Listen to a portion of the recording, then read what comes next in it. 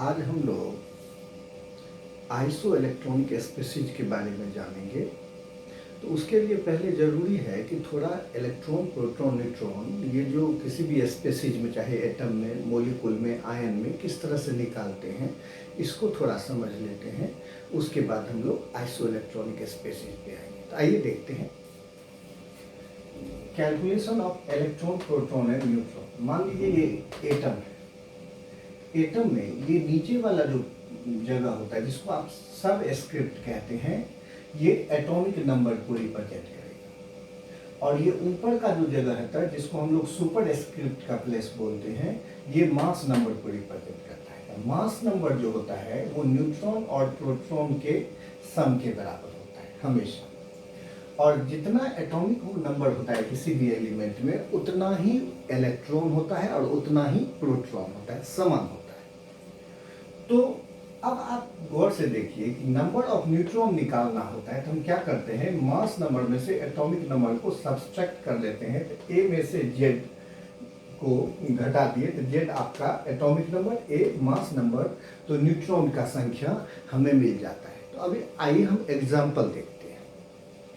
तो जैसे ये हाइड्रोजन है तो एटॉमिक नंबर भी एक है, मास नंबर भी एक है। तो इसमें इलेक्ट्रॉन की संख्या कितनी है? क्योंकि एटॉमिक नंबर एक है तो इलेक्ट्रॉन भी एक, एटॉमिक नंबर एक है तो प्रोटॉन भी एक। और न्यूट्रॉन कैसे निकालते हैं? तो मास नंबर में से एटॉमिक नंबर को हम सब्ट्रैक्ट कर लेते हैं। तो न्यूट्रॉन हो गया मास नंबर भी एक, एटॉमिक नंबर भी एक, दोनों को घटाए तो 0। इसका मतलब हाइड्रोजन एक ऐसा एलिमेंट है जिसमें न्यूट्रॉन होता ही नहीं। अब आइए, हमने H+ कर दिया, इसका नाम प्रोटॉन भी है या हाइड्रोजन आयन। प्रोटॉन नाम क्यों पड़ा, इस बात को भी जानते हैं। तो यहाँ देखिए एटॉमिक नंबर एक है तो इलेक्ट्रॉन एक हो गया, लेकिन जितना पॉजिटिव चार्ज रहे किसी भी एलिमेंट में, एटम पर या मॉलिक्यूल पर, जितना भी पॉजिटिव चार्ज रहे, इसका मतलब समझ जाइए कि उसमें से उतना इलेक्ट्रॉन निकल चुका है। क्या हो चुका है? निकल चुका है, रिमूव कर दिया गया है। तो क्योंकि एक पॉजिटिव चार्ज है तो एक में से एक घटाइए दिए 0। प्रोटॉन, तो प्रोटॉन एक ही होगा क्योंकि प्रोटॉन तो न्यूक्लियस में होता है और इलेक्ट्रॉन एक्स्ट्रा न्यूक्लियर पार्ट, बाहर वाले, न्यूक्लियस के बाहर वाले भाग में होता है। इसलिए इलेक्ट्रॉन के निकलने से न्यूट्रॉन प्रोटॉन पे कोई फर्क नहीं पड़ता है। और न्यूट्रॉन एक में से एक गया, मास नंबर में से एटॉमिक नंबर को घटा दिए, ये 0 हो गया। अब आइए, क्योंकि इसमें सिर्फ और सिर्फ प्रोटॉन है, ना इलेक्ट्रॉन है ना न्यूट्रॉन है, इसीलिए H+ को हम प्रोटॉन भी कहते हैं। अब आइए H-, जिसका नाम हाइड्राइड है आयन। तो इलेक्ट्रॉन, एटॉमिक नंबर भी एक, मास नंबर भी एक है ना। तो इलेक्ट्रॉन का संख्या कितना होगा? एटॉमिक नंबर एक चार्ज है तो जोड़ दीजिए, एक 1 1 2, मतलब जो भी अगर निगेटिव चार्ज रहेगा जितना, उतना आपको ऐड कर देना है इलेक्ट्रॉन के लिए, क्योंकि हर एक इलेक्ट्रॉन जुड़ेगा तो एक निगेटिव चार्ज बढ़ेगा। प्रोटॉन का संख्या 1 और न्यूट्रॉन का संख्या 1 में से 1 को सब्ट्रैक्ट कर दें तो 0, इसीलिए इसको हम लोग हाइड्राइड आयन कहें। तो जब भी पॉजिटिव चार्ज रहेगा किसी भी स्पीशीज पर, तो जितना पॉजिटिव चार्ज रहेगा, एक रहा तो एक इलेक्ट्रॉन निकला है, 2 रहा तो 2। उसी तरह से अगर एक निगेटिव चार्ज रहेगा तो एक इलेक्ट्रॉन गेन हुआ है। अगर 3 निगेटिव चार्ज दिख रहा है तो इसका मतलब 3 इलेक्ट्रॉन गेन किया है उस स्पीशीज ने। अब कुछ एग्जाम्पल देखिए, जैसे H2O। तो हाइड्रोजन में एक इलेक्ट्रॉन होते हैं तो 2 हाइड्रोजन है तो 1 × 2। ऑक्सीजन का देखिए एटॉमिक नंबर भी 8 है और मास नंबर 16 है, इसीलिए एटॉमिक नंबर 8 इलेक्ट्रॉन हो गए तो टोटल 8 + 2 10। प्रोटॉन भी एक, इसका एटॉमिक नंबर 1 होता है हाइड्रोजन का, इसलिए प्रोटॉन 1, क्योंकि 2 हाइड्रोजन है तो 1 × 2। और ऑक्सीजन का एटॉमिक नंबर 8 होता है तो +8, तो 10 टोटल प्रोटॉन का संख्या। न्यूट्रॉन, एक हाइड्रोजन में कितना न्यूट्रॉन होता है? 0, तो 2 हाइड्रोजन में भी 0 × 2 0। और ऑक्सीजन में कितना होगा न्यूट्रॉन? तो 16 में से 8 को सब्ट्रैक्ट करिए तो 16 ही आएगा ना। तो ये आपका 16 में से 8 को सब्ट्रैक्ट करेंगे तो 8 आएगा, इसलिए न्यूट्रॉन का संख्या ऑक्सीजन में 8 हुआ। तो 8 + 0 = 8। अब देखिए H3O+ है, तो हम क्या करेंगे, टोटल इलेक्ट्रॉन निकाल देंगे, जितना पॉजिटिव चार्ज है उतना हम सब्ट्रैक्ट कर देंगे, घटा देंगे, तो टोटल इलेक्ट्रॉन आएंगे।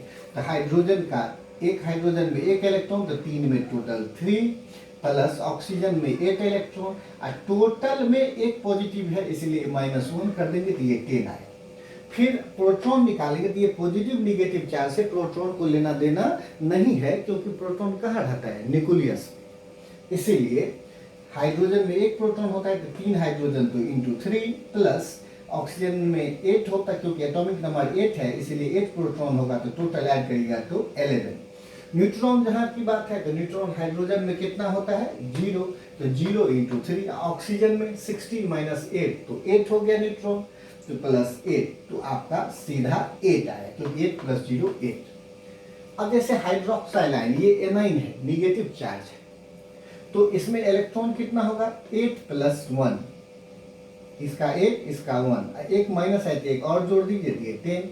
प्रोटॉन कितना होगा, इसका एटॉमिक नंबर 8 तो 8 प्रोटॉन, इसका एटॉमिक नंबर 1 तो 1, और निगेटिव पॉजिटिव से तो प्रोटॉन को कुछ लेना देना नहीं है, तो 8 प्लस 1 9।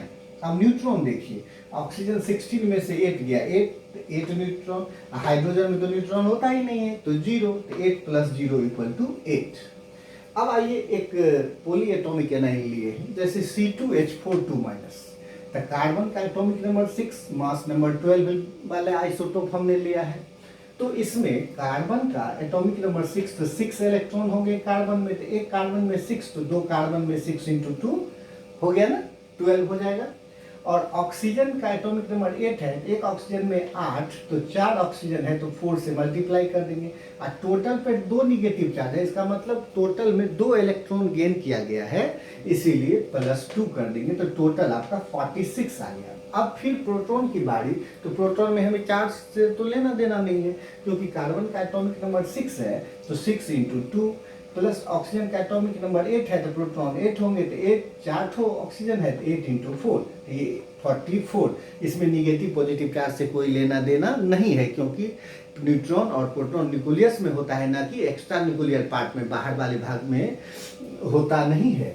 अब देखिए न्यूट्रॉन, तो कार्बन में न्यूट्रॉन कितना, 12 माइनस 6, एक कार्बन में 6 तो 2 कार्बन में 6 इंटू 2, और एक ऑक्सीजन में न्यूट्रॉन कितना, 16 माइनस 8, तो 8, तो 4 में कितना, 8 इंटू 4, तो ये टोटल 44 आ रहा है।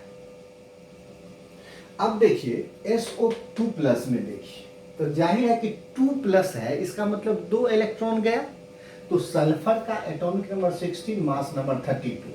तो आपको करना क्या है, तो एटॉमिक नंबर 16 है तो 16 इलेक्ट्रॉन सल्फर का, ऑक्सीजन का एटॉमिक नंबर 8 होता है तो 8 इलेक्ट्रॉन ऑक्सीजन का, दोनों जोड़ दिया। टोटल में 2 इसलिए घटाए हैं, 2 इसलिए सब्ट्रैक्ट किया गया क्योंकि 2 पॉजिटिव चार्ज है, तो टोटल आप करेंगे तो 22 आएगा। उसी तरह से प्रोटॉन, तो जितना एटॉमिक नंबर 16 तो प्रोटॉन की संख्या भी 16, ऑक्सीजन की एटॉमिक नंबर 8 तो प्रोटॉन की संख्या भी 8, और चार्ज से तो हमें इसमें लेना देना नहीं है, तो 16 प्लस 8 24। उसी तरह से न्यूट्रॉन देखिए, तो न्यूट्रॉन के लिए क्या हो गया, 32 माइनस 16 न्यूट्रॉन, और एक ऑक्सीजन में कितना होगा न्यूट्रॉन, तो 16 माइनस 8, मतलब मास नंबर में से एटॉमिक नंबर घटाते हैं तभी तो न्यूट्रॉन आता है ना, तो ये 8 हो गया, तो 16 ये 24। तो इसी तरह से आप किसी भी स्पेसीज में इलेक्ट्रॉन, प्रोटॉन, न्यूट्रॉन आराम से निकाल सकते हैं। इसीलिए इस तरह का कोई एग्जाम्पल को देखिए, आराम से समझिए और इस पर प्रैक्टिस करिए। तो जस्ट नेक्स्ट वीडियो में हम आपको आइसो इलेक्ट्रॉनिक स्पेसीज के बारे में बताएंगे। Thank you.